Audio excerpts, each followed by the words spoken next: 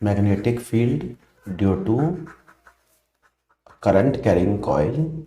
आपके पास एक कॉइल है जिसमें से करंट जा रहा है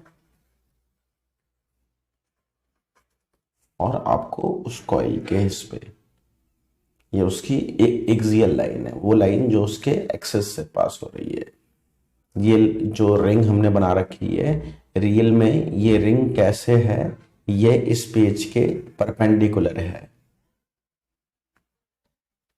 जैसे ये वाला जो हिस्सा है इसका, जो नीचे वाला हिस्सा, ये वाला हिस्सा, ये वाला हिस्सा, ये जो रेड वाला हिस्सा है, ये वाला, ये इनसाइड दी पेज है फॉर क्लियरिटी। और जो ये वाला हिस्सा रहेगा, ये वाला हिस्सा, ब्लू वाला हिस्सा, ये वाला हिस्सा आउट ऑफ पेज है। तो ये रिंग पेज के परपेंडिकुलर रखी हुई है इस तरह से।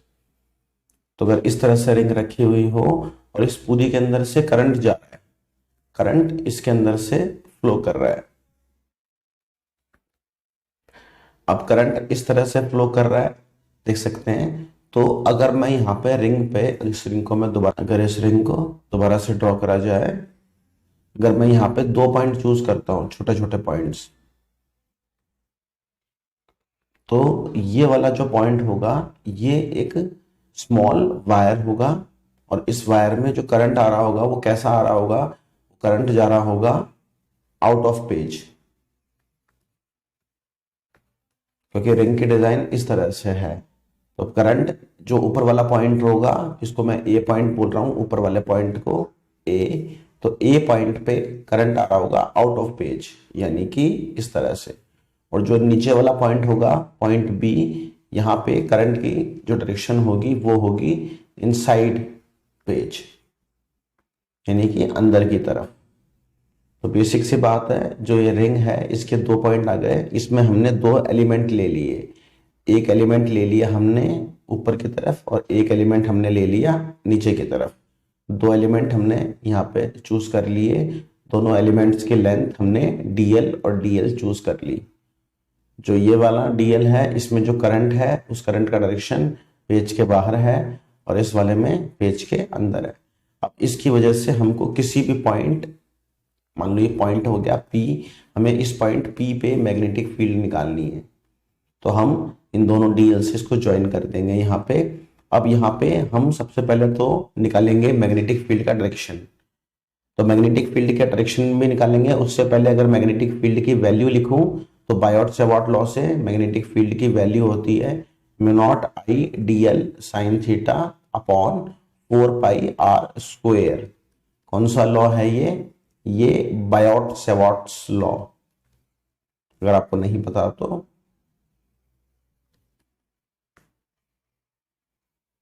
तो ये लॉ हम यहाँ पे लगा सकते हैं। लेकिन जो ये थीटा होता है, ये थीटा किसके बीच में होता है, तो ये होता है करंट का डायरेक्शन और जहां पे हम जिस पॉइंट पे निकाल रहे हैं उस पॉइंट को ज्वाइन करने वाले वेक्टर के डायरेक्शन में। तो जैसे यहां से हमने डीएल से इस पॉइंट पी पे निकालनी है मैग्नेटिक फील्ड, तो जो हमारा आर वेक्टर होगा वो ये होगा आर वेक्टर। तो अब यहाँ पे करंट का जो डायरेक्शन है वो पेज के बाहर है, आर वेक्टर इस पेज के अंदर है, इस पेज में है और इस तरह से है। तो दोनों के बीच का एंगल क्या बनेगा, दोनों के बीच का एंगल बनेगा 90 डिग्री। ठीक है, जो पॉइंट ए है, ए पॉइंट पे जो करंट का डायरेक्शन है, यानी कि जो डीएल है, वो डीएल कैसे है, वो डीएल परपेंडिकुलर है आर के। डीएल का मतलब हमेशा क्या होता है, करंट का डायरेक्शन। करंट को चूंकि करंट को हम वेक्टर नहीं लेते, इसलिए करंट का जो डायरेक्शन है उसको हम डीएल वेक्टर से शो कर देते हैं कि ये आउट ऑफ पेज है और ये आर है। तो अगर यहाँ पे हम छोटी सी मैग्नेटिक फील्ड निकालेंगे तो उसमें ये थीटा की वैल्यू कितनी आएगी, 90 डिग्रीज। और फिर बाकी चीजें यहाँ पे हम इस डिस्टेंस को आर मान चुके हैं, रिंग का रेडियस है उसको ए ले लेते हैं और ये जो दूरी है इस डिस्टेंस को, ये वैल्यू भी छोटी सी वैल्यू आएगी। अच्छा, ये वैल्यू आएगी कितनी, तो डीबी की वैल्यू ये कितनी आई थी, तो जो डीबी है, इस डीबी की वैल्यू आई थी, साइन थीटा को 90 रख दिया था तो म्यू नॉट आई डीएल और यहाँ पे आ गया था 4 पाई आर स्क्वेयर। फिर रह गया क्वेश्चन कि इसका डायरेक्शन क्या होगा। तो डायरेक्शन कैसे निकालेंगे हम? तो डायरेक्शन निकालने के लिए हमको बायोट-सावर्ट लॉ वेक्टर फॉर्म में पता होना चाहिए। तो वेक्टर फॉर्म में जब बायोट-सावर्ट लॉ को लिखते हैं तो ऐसे लिखा जाता है, dl क्रॉस, या तो यहाँ पे r वेक्टर लगा दो, तो यहाँ पे नीचे r वेक्टर के मैग्नीट्यूड का क्यूब आ जाएगा। तो dl क्रॉस r, आपको dl वेक्टर को क्रॉस करना होता है r वेक्टर के साथ में। तो dl वेक्टर है वो है आउट ऑफ पेज और r वेक्टर है ऐसे। तो जब आप dl क्रॉस r करोगे तो उसका जो डायरेक्शन आएगा वो आएगा कुछ इस तरह से। ठीक है, राइट हैंड थंब रूल यहां पे आप यूज कर सकते हो, राइट हैंड थंब रूल। तो यहां पे इसके आउट ऑफ पेज आप अपनी उंगलियों को रखोगे और फिर कर्ल करोगे इस तरफ आर वेक्टर की तरफ, तो आपकी जो फिंगर्स आएंगी, मतलब जो आपका थंब होगा वो थंब इस डायरेक्शन में ही आएगा। जो थंब आएगा आपका वो इस डायरेक्शन में आएगा। तो इसलिए हम बोल सकते हैं कि जो मैग्नेटिक फील्ड है जो हम निकाल रहे हैं,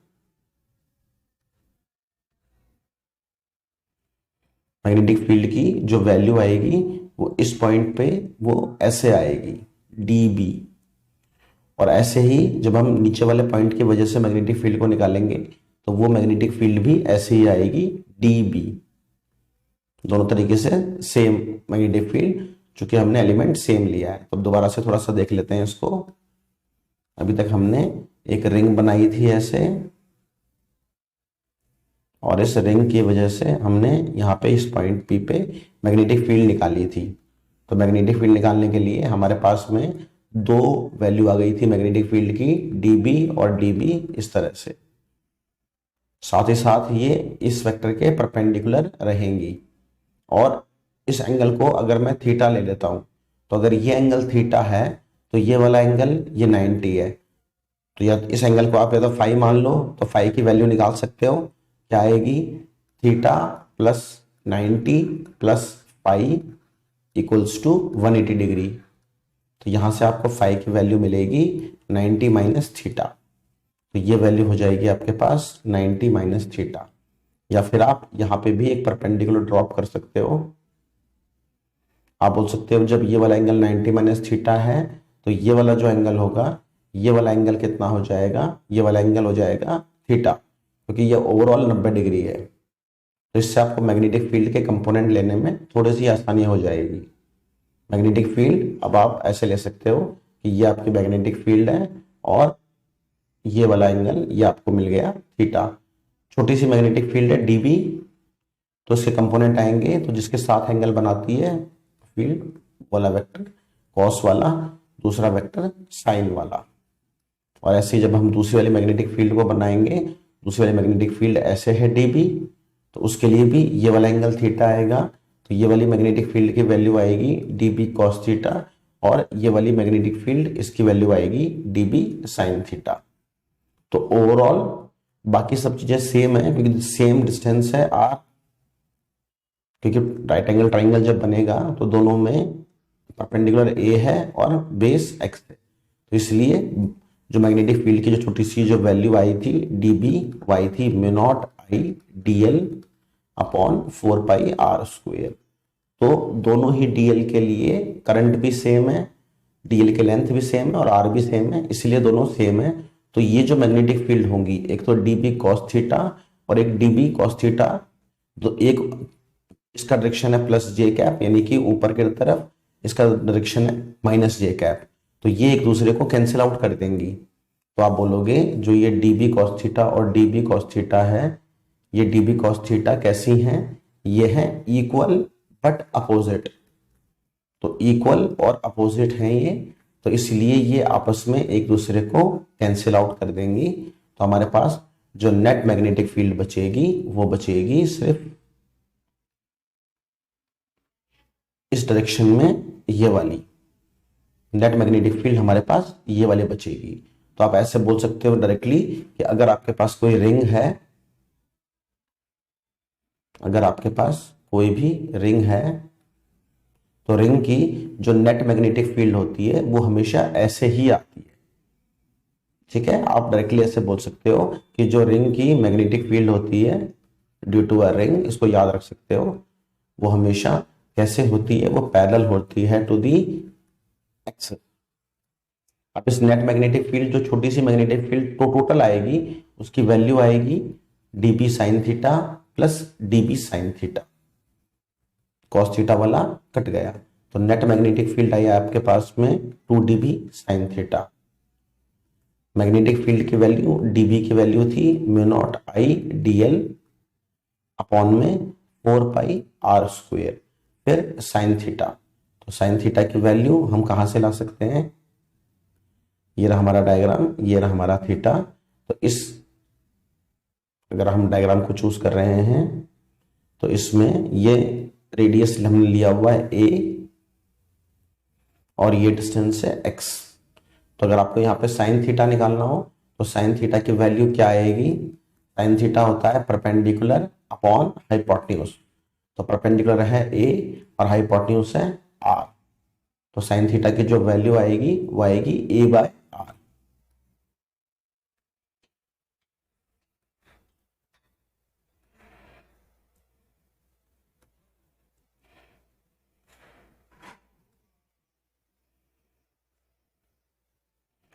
तो जो साइन थीटा होगा उसकी वैल्यू आएगी a/r। तो यहां से हम थोड़ा देख सकते हैं r और r मल्टीप्लाई हो रहे हैं, तो ये r का क्यूब हो जाएगा। पहले मैं चाहूं तो 2 को काट सकता हूं, तो पहले तो एक बार मैं सिंपल कर रहा हूं उसको, तो काट देते हैं 2 को। तो ऊपर बचेगा म्यू नॉट आई dl, यहाँ आएगा a और नीचे आएगा 4 पाई r का क्यूब। ये सब इंटीग्रेशन के अंदर है, या अभी तो चलो अभी नहीं है इंटीग्रेशन के अंदर, अभी तो ये हमने बस छोटी सी नेट मैग्नेटिक फील्ड निकाली है। जब टोटल मैग्नेटिक फील्ड निकालनी होगी, टोटल मैग्नेटिक फील्ड निकालने के लिए हमें इसको इंटीग्रेट करना होगा। तो जब टोटल मैग्नेटिक फील्ड निकालूंगा तो छोटी सी मैग्नेटिक फील्ड को इंटीग्रेट करूंगा, तो उसको करूंगा इंटीग्रेशन इसका, तो mu naught I dl a upon 4 pi r³। यहाँ पे ध्यान से देखा जाए तो म्यू नॉट कॉन्स्टेंट, करंट भी कॉन्स्टेंट है, रेडियस भी कॉन्स्टेंट है, और जिस पॉइंट पे हम निकाल रहे हैं उसका डिस्टेंस भी कॉन्स्टेंट, तो r भी कॉन्स्टेंट। तो dl को छोड़ करके बाकी सब कॉन्स्टेंट्स होंगे, यहाँ पे सिर्फ dl होगा जो इंटीग्रेशन के अंदर होगा। और dl का इंटीग्रेशन कितना आएगा, तो ये हमने जो रिंग ली थी ऐसे, उसमें हमने 2 dl लिए थे, एक dl ऊपर की तरफ और एक dl नीचे की तरफ। तो अगर मैं इसमें यूं समझ लो कि मैंने यहाँ पे कोई पेन रख दिया, ये पेन कलर्ड है, तो इसको अगर मैं हाफ रोटेशन दूंगा, इस पेन को अगर मैं यहां से इसको हाफ रोटेशन दूंगा, डीएल को हाफ कवर कराऊंगा, तो ये डीएल बाकी अपने आप कवर अप हो जाएगा। जैसे ये रिंग थी, ये डीएल को कवर करने वाली लाइन है, तो इस लाइन को मान लो मैंने यहां से लेकर के यहां तक घुमाया, मान लो मैंने घुमाया इसको 60 डिग्री, तो ये लेंथ कवर हुई, लेकिन सिर्फ ये लेंथ कवर नहीं हुई, ये वाली लेंथ भी कवर अप हो गई है। तो जब मैं एक डीएल को घुमाऊंगा बाय, ये एक डीएल है, ये एक डीएल अकेला नहीं है, यहाँ पे 2 डीएल है, तो जब ये डीएल घूमेगा 90 डिग्री, तो 90 डिग्री ये वाला डीएल भी घूम चुका होगा साथ में इसके यहाँ पे, तो टोटल कितना कवर हो जाएगा 180 डिग्री। तो इसीलिए जो डीएल का इंटीग्रेशन होगा, अगर हमने सिंगल डीएल लिया होता, अगर सिंगल डीएल होता तो यहाँ पे इसका इंटीग्रेशन आता 2 पाई इंटू में रेडियस, बट यहाँ पे जो इंटीग्रेशन की वैल्यू आएगी डीएल के, वो आएगी 2 पाई a अपॉन 2, क्योंकि हमने डबल डबल लिए हैं, तो इसलिए पाई इंटू a आएगी। अगर सिंगल डीएल होता तो उसकी वैल्यू आती 2 पाई a। अगर डीएल आपका सिंगल डीएल किसी केस में लिया होता, लेते भी हैं हम, तो वहां पे जो डीएल के इंटीग्रेशन की वैल्यू आती है वो आती है 2 पाई a यहाँ पे, लेकिन यहाँ पे जो वैल्यू आएगी वो आएगी यहाँ पे पाई इंटू में a।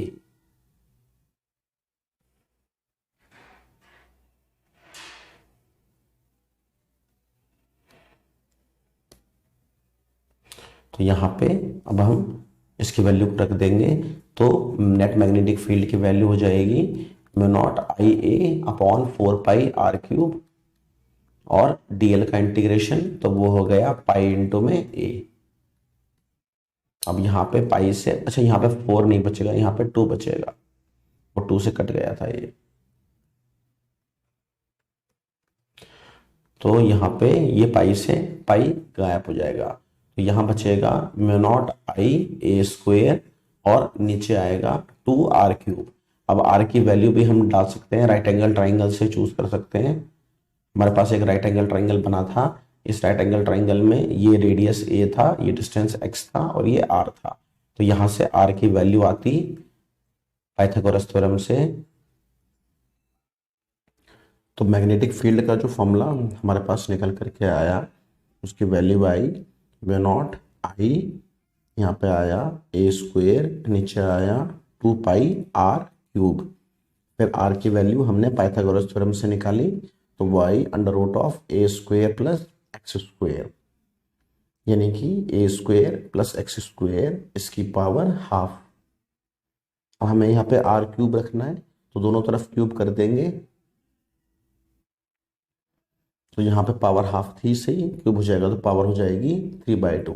जो मैग्नेटिक फील्ड है उसकी वैल्यू आई, तो वाई म्यू नॉट आई ए स्क्वेयर अपॉन ट्वाइस पाई, और यहाँ पे हो जाएगा ए स्क्वेयर प्लस एक्स स्क्वेयर की पावर 3/2।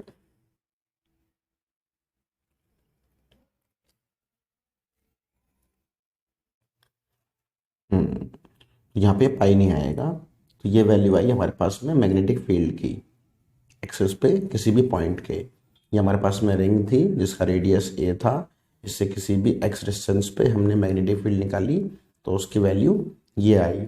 थोड़ा सा हम याद रखने के लिए इसको थोड़ा मॉडिफाई करते हैं, हम इसको मल्टीप्लाई डिवाइड करेंगे 2π से। हाँ जी, हम इसको मल्टीप्लाई डिवाइड करेंगे 2π से, तो ये वैल्यू हो जाएगी mu naught I A square upon twice of a square plus x square की पावर 3/2। एक और बात, हम नॉर्मली जब केस लेते हैं तो x को काफ़ी बड़ा लेते हैं a से, तो बार बार ए स्क्वेयर प्लस एक्स स्क्वेयर की जगह हम सिर्फ एक्स स्क्वेयर रख सकते हैं, और जब पावर 3/2 है तो जब एक्स स्क्वेयर की पावर 3/2 आएगी तो हो जाएगा x का क्यूब, आगे से हम इसको x³ ही लिख लेंगे। तो मैग्नेटिक फील्ड की जो वैल्यू आएगी वो क्या हो जाएगी, देखो म्यू नॉट को मत छेड़ो, एक तो इस 2 को अलग से रखो बाहर, फिर एक म्यू नॉट हमारे पास बचा हुआ है, और यहाँ पे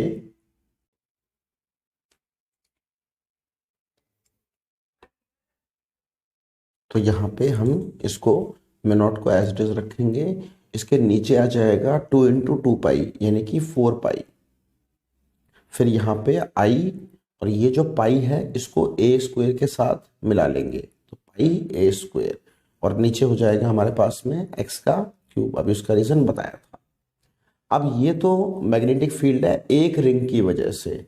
अब मान लो बहुत सारी रिंग्स हो इस तरह से, अब एक तो केस हो सकता है कि मैं उनको ऐसे ड्रॉ करूं, ऐसे ड्रॉ करना सिंपल होता है, या फिर आप ऐसे ड्रॉ कर सकते हो कि अलग अलग रिंग्स हैं एक दूसरे को टच नहीं कर रही। दोनों ही केस में अगर आप नेट मैग्नेटिक फील्ड निकालोगे तो सबकी मैग्नेटिक फील्ड क्या होंगी, जुड़ेंगी, और अगर सबकी मैग्नेटिक फील्ड सेम होंगी तो क्या होंगी, मतलब हम सिंपल क्या बोल सकते हैं कि हमारे पास जो कॉइल है उसमें अगर n टर्न्स हो, मतलब जैसे मैंने अगर ये ड्रॉ करी है तो इसमें हमारे पास में 1 2 3, तो n कितने हैं, 3 टर्न्स हैं। तो अगर n टर्न्स होंगे तो अगर एक टर्न है तब तो ये है, अगर n टर्न्स हो जाएंगे तो मैग्नेटिक फील्ड भी क्या हो जाएगी, उतने टाइम्स हो जाएगी, क्योंकि हर रिंग अपना खुद का इतना ही शेयर प्रोवाइड करेगी। तो फॉर्मूला इस तरह से हो जाएगा। अब ये जो वैल्यू होती है मैग्नेटिज्म में, इसको एक अलग नाम दिया होता है, कैपिटल M से हम इसको शो करते हैं, इसका नाम होता है मैग्नेटिक डाइपोल मोमेंट। ये सेम वैसा होता है जैसा इलेक्ट्रोस्टैटिक में हमारे पास में इलेक्ट्रिक डाइपोल मोमेंट होता है, जैसे वहां पे P वेक्टर होता था हमारे पास में P इलेक्ट्रिक डाइपोल मोमेंट, वैसे यहाँ पे M होता है। तो M का फॉर्मूला होता है सिंपल फॉर्म में नंबर ऑफ टर्न्स, इनटू में करंट और इनटू में एरिया। तो यहाँ पे तीनों चीजें आ रही हैं, करंट इनटू में नंबर ऑफ टर्न्स इनटू में एरिया, पाई ए स्क्वायर। तो ये जो रिंग है, इस रिंग का एरिया क्या होगा, तो पाई ए स्क्वायर ही तो एरिया होगा इसका। तो ये तीनों टर्म्स यहाँ पे आ गई। तो इससे क्या होगा, हम इस फॉर्मूले को चेंज करके और ऐसे लिख सकते हैं कि magnetic field equals to twice of mu naught by 4 pi बटे में m बटे में एक्स क्यूब। अब ये इतनी रामायण मैंने क्यों करी है, क्योंकि अगर अच्छा ये मैग्नेटिक फील्ड तो आई एक्सियल पोजीशन पे, अगर याद हो तो एक डाइपोल की वजह से एक्सियल फील्ड पॉइंट पे जो मैग्नेटिक फील्ड आती है उसकी वैल्यू ये आती है, इलेक्ट्रिक डाइपोल की वजह से एक्सियल पॉइंट पे इलेक्ट्रिक फील्ड की वैल्यू ये आती है। तो ये इतना सब इसलिए बताया था कि याद रख सको, जब इलेक्ट्रिक फील्ड एक्सियल पे है तो सेम फॉर्मूला मैग्नेटिक फील्ड का भी आएगा, 2 की जगह 2 ही है, वहां पे हमेशा k होता है इलेक्ट्रिक वाले यूनिट में, और यहाँ पे k की जगह हमेशा ये होगा। जब भी फॉर्मूला आप चेंज करोगे तो k को हमेशा किससे चेंज कर दिया करोगे, म्यू नॉट बाय 4 पाई से। हमेशा k की जगह क्या आ जाएगा, mu naught by 4 pi. Q की जगह आ जाया करेगा m, जो पोल स्ट्रेंथ होती है छोटा वाला m। P की जगह हमारे पास में यहाँ पे आ जाया करेगा m वेक्टर, तो वो m P की जगह आ गया और यहाँ पे आ गया एक्स क्यूब। इससे हमारा ये फॉर्मूला याद रखने में आसान होता है। मुझे मैग्नेटिक फील्ड निकालनी है सेंटर पे रिंग के, तो सिंपली कुछ नहीं करना, जो x होगा वो x 0 हो जाएगा, क्योंकि तभी तो सेंटर पे आएगा। ये पॉइंट था x, तो अगर इसको जितना पास लाते जाओगे उतना सेंटर के पास आ गए, अगर सेंटर पे आ गए तो x क्या हो गया, 0। तो सिंपली आपको x को 0 रखना है। जो फॉर्मूला था, जो पहला फॉर्मूला आया था वो आया था mu naught I A square upon twice of A square plus x square इसकी पावर 3/2। तो यहाँ पे बस x को 0 रख दो, तो ये x वाली टर्म 0 हो गई, तो मैग्नेटिक फील्ड की वैल्यू आ जाएगी। तो ये फॉर्मूला याद रखना होता है हमको, ट्वाइस ऑफ ए क्यूब, तो यहाँ से कट गया, तो म्यू नॉट आई अपॉन 2a, ये फॉर्मूला आता है अगर आप किसी भी करंट कैरिंग कॉइल के सेंटर पे मैग्नेटिक फील्ड निकालते हो तो उसकी वैल्यू आती है म्यू नॉट आई बटे में 2a। ओके।